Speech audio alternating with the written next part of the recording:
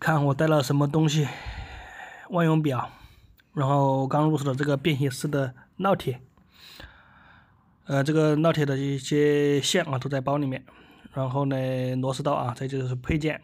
今天要去给一个用户看一个柜机空调，他说他的故障现象呢就是自动开关机啊，有时候自动开了，有时候又自动关了啊，好像说找一个电工给他看过啊，但是没弄好，然后叫我今天去看一下。当然，我在听到这个故障呢，大概分析就是这种按键漏电引起的啊，所以说带了这一点配件。我们现在出发啊，去他那里给他看一下，看到底是什么问题。好，现在已经到这个地方了啊，然后呢，这个空调发节已经是打开了啊，然后我按了一下这个开关按键，居然是没有作用的啊。说这种情况具体是什么问题呢？我们先把这个面板给它拆开来看一下。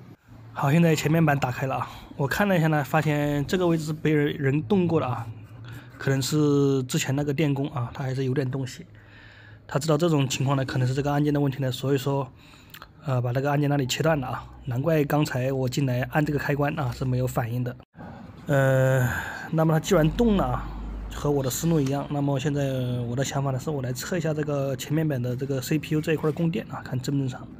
供电不正常的，可能引起这个 CPU 的这个程序工作混乱啊。测一下这个供电，5伏呢是基本没什么问题的。那么下一步呢，我打算还是从这个按键这方面出手啊，因为这个确实怀疑不到其他的一些地方的问题。因为这个按键呢还有其他的按键呢，不止那一个，它只断开了这个开关键的按键啊，其实其他的按键呢有这种情况它也会出现。我们过来看了一下啊，这一共是有1、2、3、4、5、6、7、8、9个按键，我打算把这9个按键全部给它换掉，然后把后面的给它恢复啊。然后呢，我看到这个遥控接头这上面打了胶啊，等会儿跟它处理一下。假如说啊这个胶上面有什么漏电的话，可能也会有干扰啊。当然这个只是怀疑，所以说我们等会儿给它处理一下。现在呢，我们啊用上我这个刚买的这个便携式的电烙铁啊，我们给它来更换这个啊。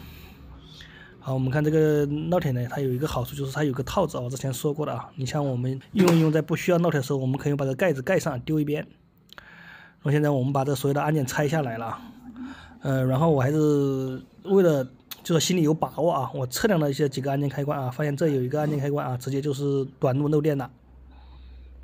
啊，看到没有啊？直接亮就是短路了，就是漏电了。说明应该还是这个按键的问题啊。所以这边我把这所有的按键全部给它换掉了啊。我们现在一个个的按一下啊。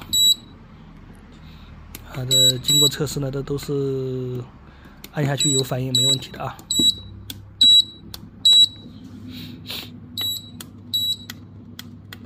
这边2个应该是要调到某一种模式上面才能按才有作用啊。我们把这边按一下看，